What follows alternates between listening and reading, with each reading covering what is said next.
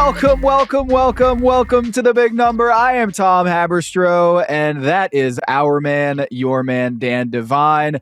It is post-trade deadline time. We've got the rest of the season in front of us. We got to kind of unpack now that the dust has settled. Dan, how you feeling, man? Well, right now I feel pretty good, Tom, but maybe like 20, 25 minutes in, my hammy might start barking. I might need to take just like an early exit and sort of see how the rest of the podcast goes. I hope that's not a problem. I hope that wouldn't undermine the integrity of the podcast. That's right. It's some tendonitis you might be feeling here as we head into winning time. My elbow, my knee, my ankle's been cracking. The doctor said I need a backiotomy. There's a lot going on over here, Tom, and I'm just hoping we can get it all ironed out. Yeah, well, why don't we get to it? The big number this week, Dan, is 0.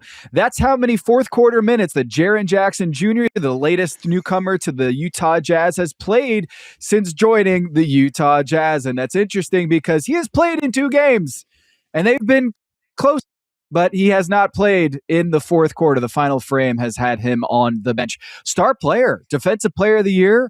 A couple years back, you'd think you would want that guy playing in those big moments. But no, the Utah Jazz have benched not just Jaren Jackson Jr., but also Lauri Markkanen, also an all-star starter, when it's kind of the lights are brightest. And so this is a really interesting development because the Utah Jazz have a top 8 protected pick going into next couple months once the draft lottery happens. And right now they're in the 6th best odds of landing the number 1 overall pick, and they don't want to lose that pick. And so Jaren Jackson Jr. is not playing the fourth quarter, and neither is Lauri Markkanen. The Jazz are doing something this year, Dan, that the Toronto Raptors did last year, but it was in late March, right? So like we've seen teams take their best players off the floor in these winning moments, clutch moments. But this is kind of a new development in the sense that it's early February. We're not even at the All-Star break, and teams are utilizing this pseudo tanking measure, the quiet quitting, where if you're not paying attention, you might not realize that your team is taking off their best players in winning moments. And so, Dan, we talked a lot about Giannis, and you called it that he's going to stay put. And that was surprising to some that Giannis was not moved at the deadline. But I think this Jaren Jackson Jr. Triple J acquisition by the Utah Jazz was so much of a stunner for me. And I was wondering how they were going to handle this with his minutes. And we have our answer right here with 0 fourth quarter minutes since he's been acquired, Dan. Yeah, and the funny part of it is it did achieve the intended result in the first game that he played, where they were up big on the Magic, and the Magic wind up coming back and delivering the Jazz one of those tasty, tasty losses. It did not work out so hot in the second game because the Miami Heat just couldn't get out of their own way. They couldn't stop Bryce Sensabaugh. They couldn't make a shot. And so the Miami Heat, despite the Jazz sitting Jaren Jackson Jr. and Lauri Markkanen, and lest we forget, Jusuf Nurkic too. Big glow up for our guy Jusuf Nurkic that he's now considered too good to play in the fourth quarter for the Utah Jazz. It seemed like a couple years ago, I don't know if Nurk was going to be sticking around, and now he's throwing up triple doubles and getting benched in the fourth. Good looks for our guy Nurk. Is that the new status symbol, Dan? Is that like in the locker room, some stars get 2 lockers? But what about getting benched in clutch minutes? That used to be like Rudy Gobert and Joakim Noah's nightmare. But now, Jusuf Nurkic, it's a badge of honor. Yeah, he's become sort of like a Labubu for the end of Will Hardy's bag. Like it's like a real, it's like a decorative ornament at that point, just to sort of hang out on the end of the bench. I honestly didn't know the Labubu was going to come up today. I'm really proud of us both for getting there so early before I have to head out. The Jazz are doing this. It's worth noting. Last year, the Jazz were fined, I believe, $100,000 for violating the player participation policy for failing to make Lauri Markkanen available for games. And so what the Jazz are doing now is say, we are making Lauri Markkanen available. We are making Jaren Jackson Jr. available. They're just not going to be available for the whole game. And we're going to choose when we decide to prioritize the building of chemistry among our new star acquisition and our holdover all-star forward. And when we're going to say, we really want to get some more late game reps for Ace Bailey and Isaiah Collier and some of our younger guys, because we still got to develop the young guys. That's a big part of our organizational philosophy here. And so they've put the league in a position where it's like, all right, so what are you going to do now? you can say, we're not allowed to. Are you going to tell us we can't have our coach manage his rotation in the way that he sees fit? Are you going to take the lineup card out of his hand? What are you going to do? We're making the guy available. He's playing 27 minutes. They're playing the bulk of the game together. So what happens now?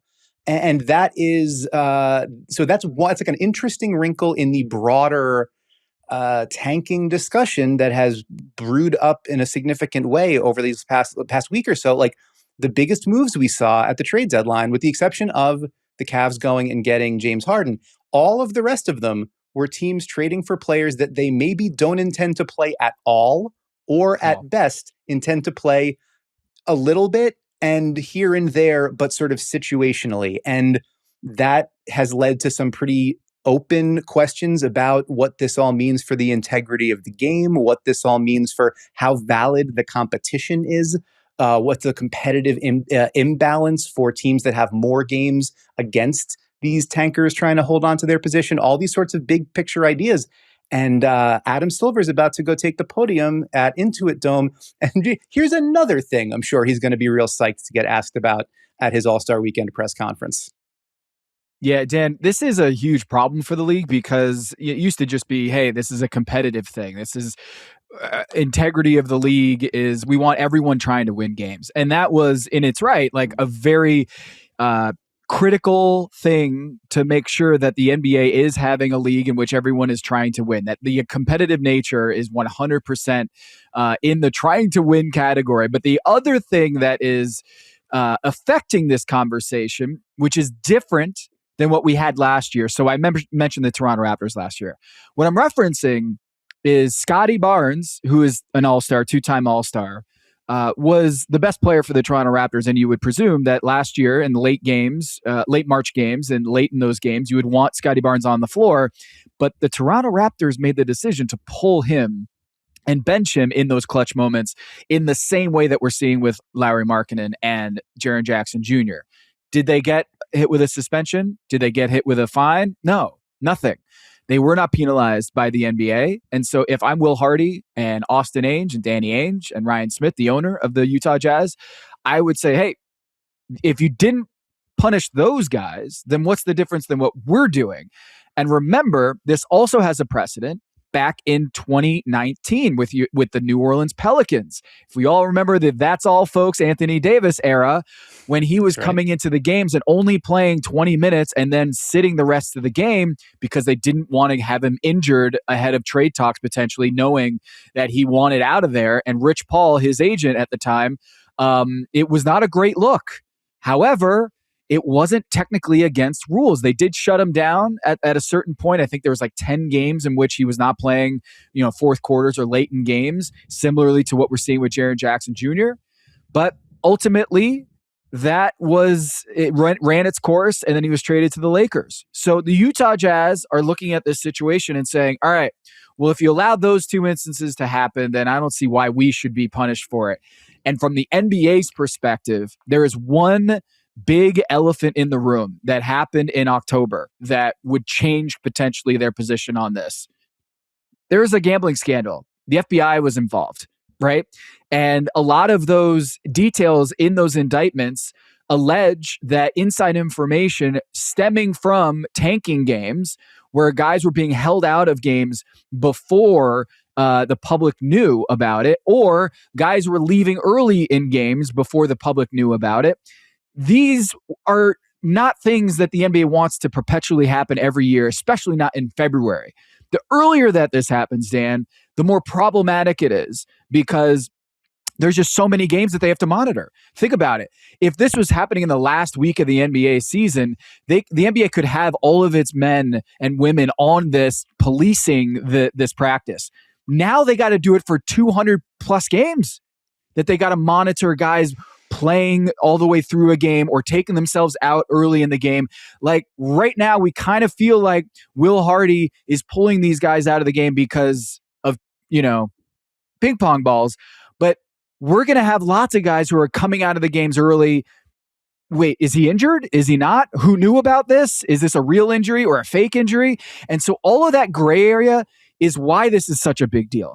Why this is, I think, the A block in this podcast today is making sure people understand that this is not a great look for the league in light of the indictments, in light of Jonte Porter, in light of a lot of the tanking that we've seen over the years that have been rewarded. I don't want to minimize what we're seeing here, but I think a big reason why we're seeing this happen so early in the season is Cooper Flagg just went to the Dallas Mavericks, and the Dallas Mavericks had the 11th best odds in the draft lottery last year. The Atlanta Hawks got the number 1 overall pick with, I think it was the 10th best odds in the draft. So I think teams are seeing that if you just have like a little bit of a chance of getting that number 1 overall pick, or at least get into that top 5 by the flattening of the odds, it's worth it when you get a Cooper Flagg. It's worth it when you get the number 1 overall pick. And so I think 3 reasons why this is happening. 1, Cooper Flagg, recency bias. 2, this is maybe the best top-heavy draft in a long, long time. And 3, we just saw the Raptors do it last year and there was no punishment. So I think all of these things have created a perfect storm why you're seeing up to 10 teams already in February where you're not really sure if they're trying to win games. Well, the other thing we saw with the Raptors last season was they made a midseason trade to bring in Brandon Ingram, who had been out in New Orleans and wasn't playing. And there was like, is it a calf? Is it an ankle? He's out for a while. He comes over the trade deadline. He sits for the remainder of the season. I think everybody kind of understood. It was like, yeah, well, remember, there's a lottery pick consideration here. And so he sits out. And then it turns out, oh, by the way, Brandon Ingram's playing at an all-star level this year. He was just named as a replacement for Stephen Curry to the all-star game. So like, if I'm the Wizards, I'm saying, or the Pacers, I'm saying, well, yeah, precedent again. Like, yeah, we have some concerns about our new former all-star point guard who is a small guy coming off an MCL sprain. Reasonable for us to keep Trae Young on ice as long as we can. Anthony Davis, legitimate documented injury as he's come over. So yeah, like, and the thickest medical jacket of anybody that moved at the trade deadline. Of course, we're going to keep him on ice. Ivica Zubac, playing through an ankle injury when he was with the with the Clippers rather, as they were moving in the direction of trying to dig out of their early season hole and move toward play-in contention. The Pacers, you can argue that they're not a good league partner for what they're doing. The Pacers can say, well, listen, man, we were at Game 7 of the NBA Finals. Our guy played hurt, and we are paying the price for that. This is us trying to make the best of a bad situation so that we can return to that level again next year, maybe get off our back. Where I come down to on all of this, it's also very funny that it's like, why is the NBA so focused on the integrity of the competition right now so that they can make sure that we are upholding the integrity of the parlays? Like that part, I'm kind of having a little bit of a hard time with. Like, we have to ensure the integrity of the competition so that we don't mess up the money part. Because remember, there's that whole big indictment situation that we've kind of forgotten about as the league has kept going, which I'm sure is another question that the commissioner is going to face on All-Star Weekend. Lots of focus on the basketball. Where I come back to with this, this conversation about what to do about tanking spins up multiple times a year. We talked about it right before Christmas when Shams, if you see the tweets here on up on the screen in front of us, if you're watching on YouTube, the post about the League Board of Governors meeting to discuss what can be done about tanking. We've had discussions about this going back to 2015, 2012. These conversations have been ongoing for a while. And the reason they continue is because the league's system incentivizes being bad to have a better chance at a top draft pick. And in no sport in the world does having a top draft pick, a potential cost-controlled 18 or 19 to 23, 24-year-old talent, there's nowhere in the world where that is more valuable than in the NBA. And so the other thing, you mentioned one of the potential fixes that was discussed there, maybe you can prevent a team from having back-to-back top 4 picks.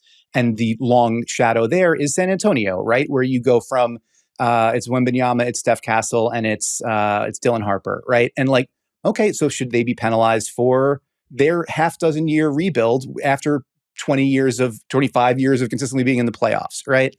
I keep coming back to all right, you can say that this sucks. I agree. I have to watch the games too, right? It's I have to. It's part of my job. And there's a lot of games where you're like, this is not an actual game. And that's a bummer. And that's a bummer if you are a ticket buying fan. It's a bummer if you are otherwise invested, I suppose. What are you going to do about it? We've talked when we talked about this before December or before Christmas. We kind of immediately poked holes in all of the prospective fixes that they were suggesting. We said that the only real way to do this is going to be to completely like disassociate your standings, your place in the standings from what pick you get, whether it's some version of like Celtics analytics guru Mike Zarin's wheel that he proposed many years ago, which is like it rotates, but some years it's your year and some years it's not. You proposed abolishing the NBA draft, which I think makes tons of sense because if it's like whoever the rookie talent is going into an open market, highest bidder making the offer. You had the rookie signing day idea, which I liked as a TV idea they can replace the draft with. I will believe the NBA will move in that direction when I see it. Yep. And so we kind of keep coming to these places where there's proposals for, okay, well, we'll lock up the standings on March 1st. Okay, so then we're having the tanking conversation in early February now, right? It would be happening again that way. Pick protections, sure. Okay, limit pick protections. The league goes bonkers about how many trades happen, right? Like we've become a hashtag this league about all the transactional activity that goes on.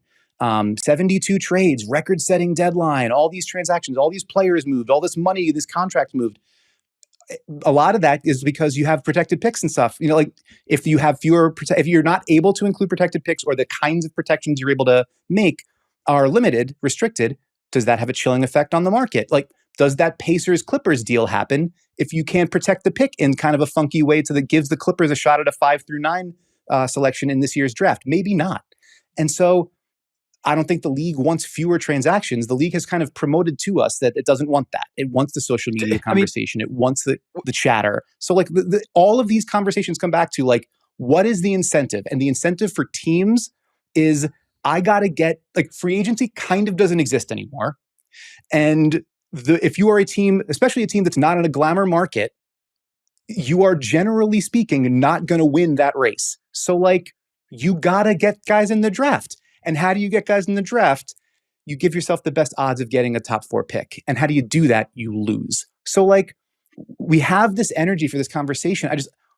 To what end? Where does it get to? And I feel like no one has the answer for that. Something should get changed. Totally. What? Well, the NBA tried to do the flattening of the odds, and it only just made the race to the bottom, inviting more people to that race. Now we're seeing instead of 2 to 3 teams trying to race to the bottom, now it's 8, 9, 10 teams that are racing to the bottom, right? So because all of these front offices understand the incentive structure. All of the decision makers know the outsized value of getting to. Yeah, maybe you don't get to that pick, but having a slightly increased chance of getting there gives you a higher chance of having an out, having a lifeline, being able to move forward. And like, until or unless the system changes that, and not going from 25% to 14%, but by going like 25 to 0, or our guy Tom Ziller had made a pitch of like, if you are found to be engaging in like legit, like blatant tactical tanking, you lose ping pong ball combinations. You have fewer ping pong balls in the hopper that can get you up there. That's an interesting hammer to swing. In spirit, I like that. All right. In spirit, yeah. Just the execution of like what constitutes a blatant tanking strategy. Sure. Where like, are we going to see like rotations by Will Hardy? Like, wait, your rotation wasn't totally optimized to win because you decided to play Isaiah Collier an extra 5 minutes there. Is that tanking, or is saying, hey, Kyle Filipowski, you're going to be point guard for the next 5 minutes just to see if you can? Is that a blanking tanking strategy? There's so many ways that we can kind of. This isn't a Sloan conference where we're just going to have a panel to suggest all these fix the NBA, but it is something that, unfortunately, on February 11th, this is earlier than we've ever had this conversation, is the idea of teams are tanking right now, and we're trying to figure out how we can stem the tide. Because if this was happening in late March last year, it's happening in early February this year. How soon before that ripcord is pulled, in December, January next year? So lots here. I don't think that, think about the quandary that the Clippers are going to be in when they play the Indiana Pacers. Like right now, the Indiana Pacers are, let's see, in the draft lottery odds. What are they? The third in draft lottery odds?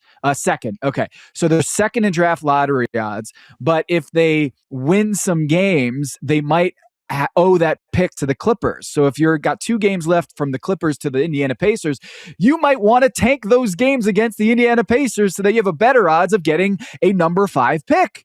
So the Clippers don't have their pick this year, but they could be tanking in at least those 2 games because of the weird, wonky incentive structure that in a competitive league, the competition is the race to the bottom for a lot of these teams. And that is something that the NFL has with their NFL draft, but one player, one Cooper Flagg, one AJ DeBonsa does not impact as much as one guy in the NFL does not impact as much as one elite prospect in the NBA. It's just the NBA, they play both ends of the floor. Victor Wembanyama, think about it. If there was trying to think, like if there was a Tom Brady prospect right now, if you want to call Mendoza that, but he was also the best defender in the NFL.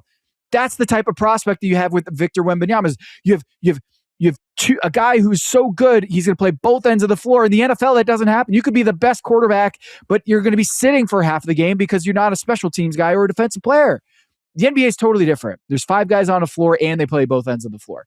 So the NBA is never going to get away with that. The math is the math, and I don't blame Will Hardy and the Utah Jazz and what they're doing. I don't, because this is a competitive sport.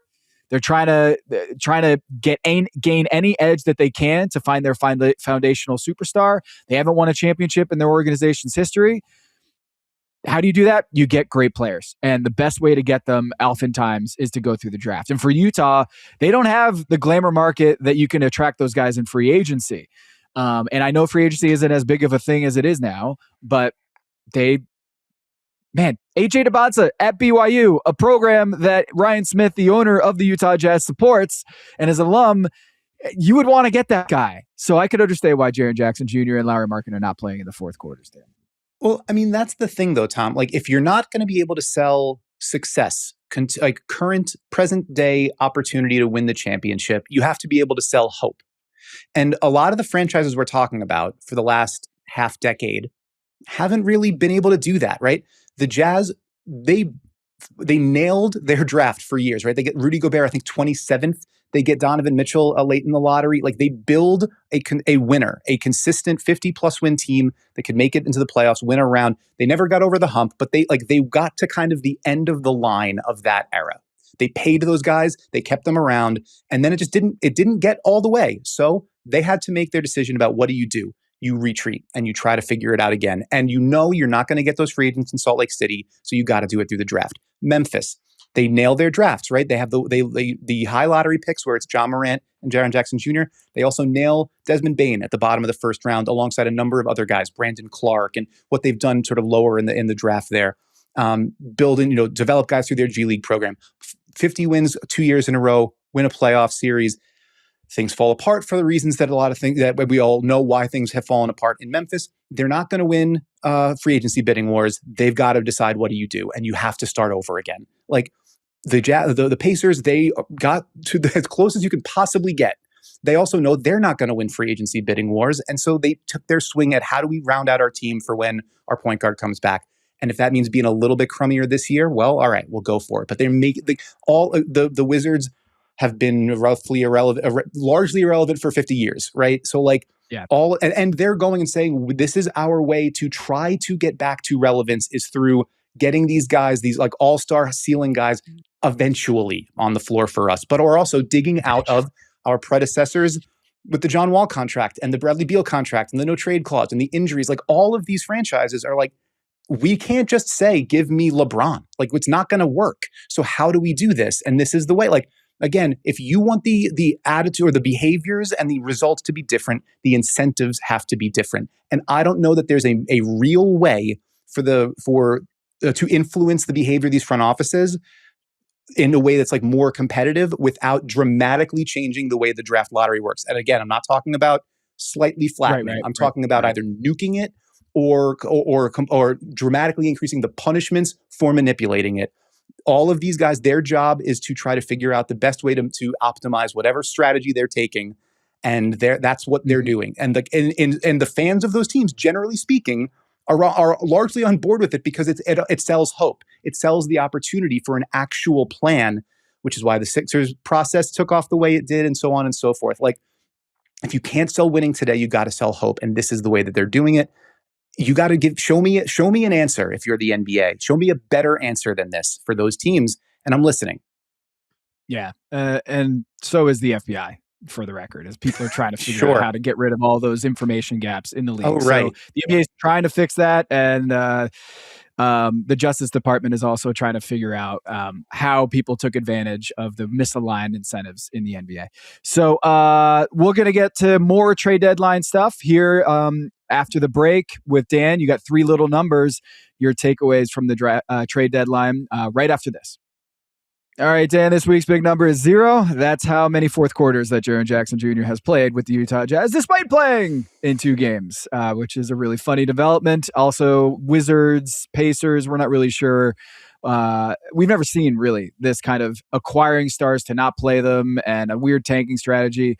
But that wasn't the only stuff that happened at the trade deadline. You've got 3 little numbers here about the last Thursday. It's our first pod since the trade deadline. So what is on your mind, Dan? Well, first thought is the little number for me is like 7,000. I think that's how many words I wrote on the trade deadline in my winners and losers column. So you can go back and read that. It's on Yahoo Sports. You can go check that out. But we'll start with our first little number this week is actually the same as the big number, and that is 0, which is how many minutes the Cleveland Cavaliers have played without at least one of Donovan Mitchell or James Harden on the floor since the trade deadline. According to PBP stats, 96 total minutes across 2 games. 41 of them have had both Mitchell and Harden on the floor. Mitchell's run the show solo for 28. Harden has run it for 27. And 0 minutes of neither of them on the floor. That's the stagger, right? That's the aggressive stagger we talked about when we got into the Harden trade last week. Cavs have been at their best so far in the Mitchell-only minutes, to be expected. Harden is still getting his feet wet and getting acclimated to his new teammates. But they've won both games. They're scoring 125 points per 100 possessions with both those guys on the floor, which is, lights out, right up there, top offense in the league.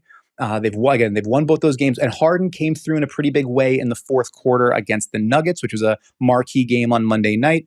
Finished with 22 points, 10 boards, 7 assists, 4 of those helpers in the fourth quarter, and he hit a game-tying step-back 3 in the final minute to tie it up at 117, set it up for Donovan Mitchell to cook, and the final possession hit the game-winning free throws, and then a big, impressive win over a pretty darn good Nuggets team, even though they're dealing with their injuries. So, when we talked about the Nuggets, we talked about the Cavaliers, the idea was maximize your chances at winning this year, right? That was the argument of going from Darius Garland up to Harden, an older player, but a better right now player.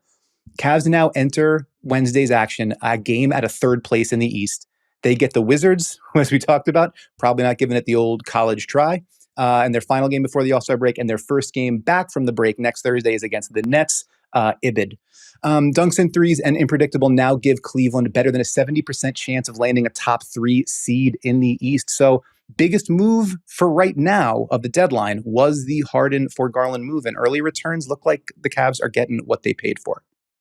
Yeah. Here's a hot take. I think the issue for the Cavs last year in the postseason wasn't about their staggering of Darius Garland and Donovan Mitchell. It was that when they played together, they were getting blown out. It was the fit of them playing together was the problem. And so it is good to see that they're staggering those minutes and they're doing well in those minutes.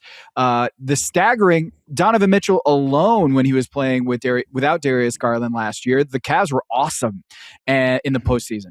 And in the short time that we saw that. And then the Darius Garland-led Cavs with Donovan Mitchell on the bench were actually pretty good too. It's just when they were together, they were minus 10 every 100 possessions, according to PBPstats.com. And so they said, look, we need to do better than that. And James Harden, I think, is an upgrade from Darius Garland. Maybe not for the next 10 years, but an upgrade right now. And he's healthier and more available. So as I wrote for TomDefiner.com this week, the trade deadline acquisition of James Harden, I think, puts them in a pretty interesting position of getting to that number 1 seed potentially. Now that you see the Detroit Pistons we'll talk about this later, dealing with the suspensions, the Cavs have the most tank-heavy schedule on the remaining slate of games that they have this Wizards game, and then they have the Brooklyn Nets game coming out of the break. They've got 13 games ahead of them against a bunch of those tanking teams, and that's tied for the most in the league. So the Boston Celtics only have 8 such games. The Detroit Pistons had 9 such games. So they are going to be able to close the gap if they take advantage of this schedule cushion that they have here. So I wouldn't be surprised if they get 2. I would be surprised if they got the number 1 seed. But now with these suspensions, the Cavs got to be pretty excited about the slate ahead of them and how things seem to be breaking their way. Another trade deadline takeaway here for our second little number is 4. That's how many teams are now projected to have salary cap space this summer, according to Bobby Marks of ESPN. That's down from nearly a third of the league before the deadline. The 4 teams projected to have salary cap space in the summer of 2026 are the Brooklyn Nets, the Chicago Bulls, Los Angeles Lakers, and Memphis Grizzlies. The Lakers are probably or expected to use a hefty chunk of that to bring back Austin Reeves, but TBD on that. The playoffs will wind up telling us a lot about which direction the Lakers want to go as they build around Luka Doncic. The other teams, though, we kind of fit into what we've been talking about. The Nets, the Grizzlies, the Bulls, all of them, where they are in the standings, read low. And what they did at the trade deadline, which was mostly about looking toward the future, taking on contracts or taking on draft picks to try to figure out what they can build moving forward. These teams don't seem particularly likely to splash a lot of cash in free agency this summer. And I think that makes sense because when you look at the list of likely free agents this summer, it's extremely heavy on guys on the wrong side of 30. You're talking about LeBron, Zach LaVine, James Harden, CJ McCollum, Chris Middleton, Kristaps Porzingis, Andrew Wiggins, Tobias Harris, Fred VanVleet, if he moves out of there, he's got the player option. Draymond Green, Terry Rozier, Terry Rozier, TBD. Kentavious Caldwell-Pope, Nick Vucevic. There are some younger guys here. Trae Young. I think we're all expecting to see a... Yeah, point taken. Yeah, this isn't a great free agency year, and part of that is because of the pre-agency that we're seeing in the league, and also if you're a good young player, you're going to be locked up on a contract, and teams are going to want to do that, and so it makes sense. The Trae Young acquisition, I called it from the beginning, being like that is a salary floor acquisition. Is that they're just trying to add salary to spend the in money, order right? to. They have nothing on the books. They've got no contracts on the books beyond this season, and they get Trae Young and Anthony Davis here. I'm still out on that deal. I don't love that for the Wizards. I just feel like they're getting right back on that hamster wheel of mediocrity that we saw for so long for the Wizards. And like you said, like you're eating into your summer cap space for what? For the chance to have the headache of Anthony Davis. Is he going to play? Is he not going to play? And Trae Young, his defense is such that you need amazing defensive guys in order for him to be a break-even type player. He's a great passer, iffy shooter, a guy that can, lead your offense. But I have real questions about Trae Young and Anthony. I wouldn't be actually. I'll just say it. I wouldn't be surprised if they played 0 games together going forward. I mean, just the injuries and Anthony Davis's desire to win games. I don't suspect that you'll see Anthony Davis and Trae Young much next year. I wouldn't be surprised if they were flipped to a contender at the deadline. This is just straight arbitrage by Will Dawkins in the front office there in Washington. Is just saying like, hey, we're buying low on these guys, and then we'll flip them to contenders next year, but we're still very much in a rebuild state. We'll see if that strategy works. I don't really think that the strategy of adding these 2 guys to maybe make the playoffs next year is equally as exciting. But yeah, there's not going to be much free agency action this summer. But look, there'll be trades. The draft will be very interesting. So free agency is not dead. That transaction window will be exciting for trades, I think. But you're right. There's just not a lot of free agency movement. And I think it might be just LeBron going back to Cleveland will be the most exciting thing, and then not much after that. Which is, I think that's what motivated a lot of the movement that we did see is like teams doing their work early because they didn't think there was really going to be something they were excited to spend their money on this summer, or that they weren't going to have an opportunity to get those guys. Like if they were under contract, that's somebody that you can't just go out on the market and pick up. So, and that extends to other moves too. Like even the Wolves getting Ayo Dosunmu and his bird rights, right? Like the Wolves maybe wouldn't have been able to win an open bidding for him in the free agency pool, but they could get the opportunity to sort of figure it out now and help themselves in this postseason push. So I think that motivated at least some of what happened. Speaking of motivations and what all happened, our third and final little number is 7. That's how many trades the Chicago Bulls made between February 1st and the final buzzer at 3 p.m. Eastern on February 5th. That's notable because 7's a lot of trades in like 4 days. But also in the previous 4 trade deadlines, Arturas Karnisovas had made 1 trade. That was last year, the trade that sent Zach LaVine to Sacramento. So he went from 1 over 4 years to 7 in 4 days. And I think let's sort of lay out what all happened. The wheeling and dealing results in Nick Vucevic, Kobe White, Ayo Dosunmu, Kevin Huerter, Dalen Terry, and Julian Phillips all landing in new places. Anthony Simons, Jaden Ivey, Colin Sexton, Rob Dillingham, Gershon Yabusele, Nick Richards, Leonard Miller, and 9 second-round picks coming to the Bulls. I believe I have that all right. If I didn't get it right, that's a lot to try to parse through, so bear with me. What is the Bulls now, Tom? What does all of this do? It was a lot of activity. I went in the winners and losers column. I just basically put them in like winners because you went to go buy a Costco. You just did a lot. It was a lot of activity. I'm not sure about the alacrity of it all, though. Where do you see the Bulls now after all of that? Without hope. That's it. Like, I feel like if you're a Bulls fan, do you feel more hopeful about your future with all these deals and the second round picks than if you are the Utah Jazz fans? If I'm a Jazz fan or a Nets fan or a Wizards fan, they still have their pick this year. I feel like the tanking and bottoming out is going to be worth it because I have a shot at getting an AJ DeBonta, Darren Peterson, Caleb Wilson, Cam Boozer type. With the Bulls, I feel like it's 4 years too late. I feel like this should have been done years ago, and they're now, I guess, trying to race to the bottom. And I feel like this is too little, too late for me. And I like Kobe White. I like Ayo Dosunmu. I like a lot of the guards that they sent out in these deals, and I'm not super in love with the guys that they got back.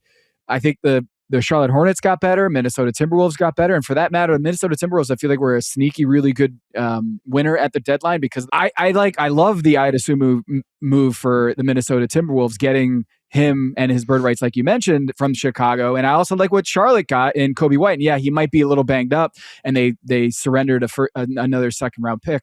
They had to change the second round pick package in that deal.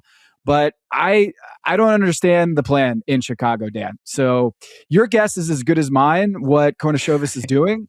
But kind of cycling through guards and Josh Giddey, are you more excited if you're a Chicago Bulls fan now than you were before? Maybe because you got this package of second round picks that maybe you can parlay into a first at some point. But that is the worry if you don't tank, is that you're the Chicago Bulls. Like, that is maybe the most uninspired organization of the last 5-10 years. It just feels like they're perpetually in this, the hamster wheel of mediocrity is just constantly cycling through guys that are going to get you 45 wins, maybe. And we're just going to be in the play-in tournament every year. Yeah, I think to the extent that there's a glass half full sunny side of this argument or case, I think it's that you make the move to get Josh Giddey, you sign Josh Giddey. The identity of the team is supposed to be we play super fast and we try to be a transition team with, big playmakers, right? And who do you have to surround Josh Giddey with? It's guys who can run and guys who can shoot, and then hopefully guys who can defend. Matas Buzelis, I think, fits that, right? Noah Esenge, they haven't gotten to see very much because of his injury this season of the rookie. They hope that he will fit that as an athletic kind of big. Jaden Ivey, things, certainly profiled as a downhill, fast-paced player coming out of Purdue. Things didn't work out with his injuries in Detroit. Didn't really get the opportunity to take off the way that he would have hoped for. Rob Dillingham, this is like another intriguing sort of second draft guy, fast, downhill, get to the rim. Out of Kentucky, and it was in a position where he kind of really didn't get to play where he could make a mistake for a team that was like consistently trying to make the conference finals. So the hope here is you're finding a handful of guys who are like young, fast, can get to the rim to play alongside Giddey. You still have to figure out what wings or bigs can do that. They kind of don't have an answer to that beyond Jalen Smith. And I think that, TBD, we'll see about that. Yeah. And now you've got, I think it's 14 total second round picks under your control in the years to come, plus your own firsts as you move out of the Raise the banner. era. Raise the banner. 14 second rounders. Let's go. And maybe it means nothing. Maybe those 14 second rounders don't really grease the skids on any deals, but it at least gives you some more optionality as you try to figure out how do you make deals to put a team, a coherent thought of a kind of team around Giddey. You are going to need guys who can run. You're going to need guys who can shoot. And you're going to need guys who can defend. I don't know that they've got many of those, but it's at least a look-see on a few of them that are young and maybe some more, raw materials to go find some more. I think that's a pretty thin case, which is why I made it as half-heartedly as I did. But Bulls fans, you can never say I didn't make an effort. Yeah. Well, we're gonna talk about someone who did make multiple efforts in this fight in Charlotte the other night. Is Jalen Duren, Yes. Moussa Diabate, Isaiah Stewart, and Miles Bridges all suspended. Coming up after the break, we will discuss what that means for the Eastern Conference and the Pistons and the Charlotte Hornets as a whole. Coming up right after the break. All right, Dan, right before we went to air, we got some breaking news here that the suspensions have been handed out by the league office, that Jalen Duren is being suspended 2 games, Isaiah Stewart 7 games, and for the Charlotte Hornets, Moussa Diabate, the starting center, is going to be suspended 4 games, and Miles Bridges 4 games. So Jalen Duren, the one who did the mushing, is actually only going to be out for 2 games, half as much as Moussa, who got the mush. This is big. I'm just going to say it. This is a big suspension for Isaiah Stewart, who's one of the best defenders in the NBA, and Jalen Duren, 2-game suspension. Interesting to note here is that he is an all-star, and he's not going to be able to fulfill this suspension enough to just be cleared of it at the time of the All-Star game. There's 1 game left for the Pistons before the break, and so he will be awkwardly serving a suspension for actual games. Who knows if it's going to extend to an exhibition? I doubt that they'll hold him out of the All-Star game. Maybe they will. But this has got really big implications for the East race, and this is why. Cleveland Cavaliers coming, and they are all of a sudden in the running for the number 1 seed, which I didn't think was possible. But now that you've got their best 2 bigs, Jalen Duren and Isaiah Stewart, are now going to be out for at least 2 games together, and then an additional 5 games for Isaiah Stewart. And they're 6 games away from playing the Cleveland Cavaliers in Detroit. So they're going to lose Beef Stew for at least that game. And if you look at the standings here, they're 7 games back. The Cleveland Cavaliers are 7 games back. The Boston Celtics are 5.5 games back of the Detroit Pistons. And yeah, this is not the end of the world for the Pistons, but they have a really tough schedule. The slate over the next 7 games in which they'll not have Isaiah Stewart. Here's the schedule: at Toronto, at New York, at Chicago, home with San Antonio, OKC, Cleveland, and Orlando. Those are all playoff teams. With the exception of Chicago, those are all really good teams that they got to play without Isaiah Stewart. And 2 of those games, at New York, at Toronto, they're not going to have Jalen Duren. So this is big implications. And on the other side, Charlotte, they're not going to have, for these upcoming 2 games, they're not going to have Moussa Diabate, 4 games, they're not going to have Moussa Diabate and Miles Bridges, 2 of their core members of the team. One of the great stories in the NBA, the Charlotte Hornets, that's going to hurt their chances of having home court in this play-in or just missing the play-in altogether. So this is a big deal, Dan. Your thoughts on the suspensions at first blush? First thought was, I understand the why, but it's interesting to me that Duren, Duren had been getting hacked and whacked around throughout that game leading up to it. But Duren is the guy who kind of steps to Diabate after the foul, and then Diabate goes and pushes his head back into Duren's, and then everything sort of goes nuts from there.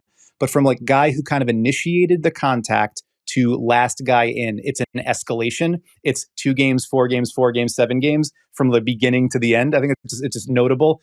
7 games, can't leave the bench. Isaiah Stewart, yeah, there's a repeat offender component to it, but also the NBA has been nothing but consistent over decades. You can't leave the bench during the fight. You got to stay put because that's when things get worse.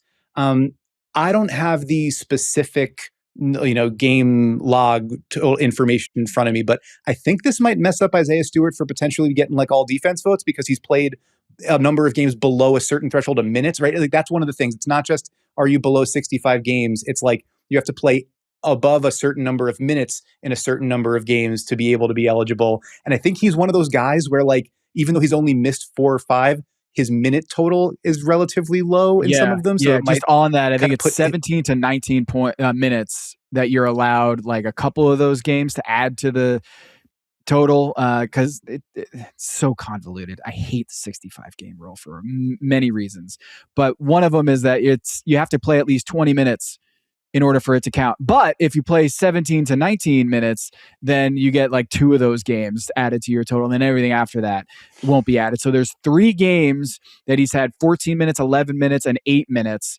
So he's at 48 games played. 3 of those are not going to count. So 45 that he's played in. And the Detroit Pistons have, they have 30 games left in the season. He's going to be out for 7 of those. So there's 23 possible. Yeah, he's coming up close. It's getting tight. And also maximum 71 games for him. Yeah, so getting close, getting tight, and also just like for somebody who is a reserve and doesn't play tons of minutes, like might fall below some voters' thresholds anyway. So just interesting in that respect. It kind of struck me as funny when I looked at it. I was like, oh yeah, well obviously these teams are going to be in trouble losing 2 of their core rotation pieces. And then come to find out, both of them have been like pretty solidly plus in the minutes without these guys. The Pistons this season, 468 minutes with no Jalen Duren, no Beef Stew. They're plus 90 in those 468 minutes. And I think you see the value of having Paul Reed as your third big man. We saw that again in that game. Yeah, B-ball Paul. It's right there in his name. He comes in ice cold off the bench, and that third quarter after the Donnybrook breaks out, the brouhaha. I think some have said it. Whatever fun name for a fight you want to go with. And then he plays 18 minutes, has like 12 points, 3 offensive rebounds. Like he's just doing stuff all-star, Paul Reed. So like you can still build lineups with him at the 5. You can rebound the ball well. You can be active on defense. He can be that screen and roll dive man. He has made some corner threes. Like you can still build your lineups there for Detroit. So like if you need to get through a few games, you can do that. And then the Hornets, this one surprised me even more, and I think points to really the transformative value of this draft class for them. They have played 518 minutes this season with no Diabate, who like when he went into the starting lineup, it kind of really kickstarted their season. And with no Miles Bridges as starting 4. So 518 minutes without either 2 of those guys, plus 57. Like they're still good in those minutes. And I think that points to Ryan Kalkbrenner, second round pick out of Creighton, has been a valuable rim protecting rim runner for them. And recently they've got Grant Williams back in the lineup too. And he's, obviously things were pretty disastrous for Grant Williams in Dallas, and then he gets hurt. Having him healthy and back, I think, is going to help them sort of hold down the fort. Kalkbrenner, not somebody that you want to throw out there for 35 minutes a game, but it gives you some options, right? So I think Charles Lee and JB Bickerstaff both have some opportunity here.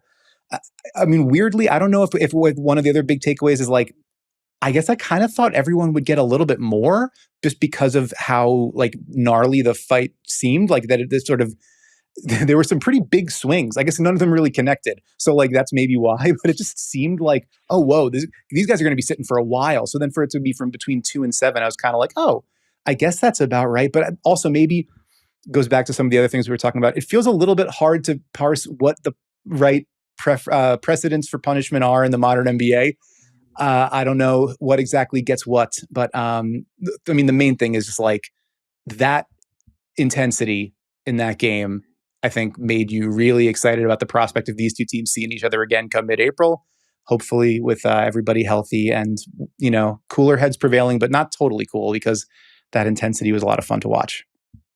We're not too far away from Toes Smith being a key member of the East Conference race, right? Because if something happens to B-Ball Paul, that's their backup right? They don't really have a fourth guy. Tobias Harris could be starting center if Bebop Hall turns his ankle or something like that. So it's a tough Asar situation. Thompson starting five. Asar Yeah, Thompson as your Asar, five. you know what? Ron Holland. Yeah. Let's go. A little GP2 action. Just your 6 foot center or whatever tall he is. I'm not. He could be your center, your starting center. That would be really actually kind of fun. So I would love to see those lineups. So this is big news for the Boston Celtics, of course, the New York Knicks, and the Cleveland Cavaliers. I think they just got a little bit more hungrier for that number 1 seed right now at Dunks and Threes.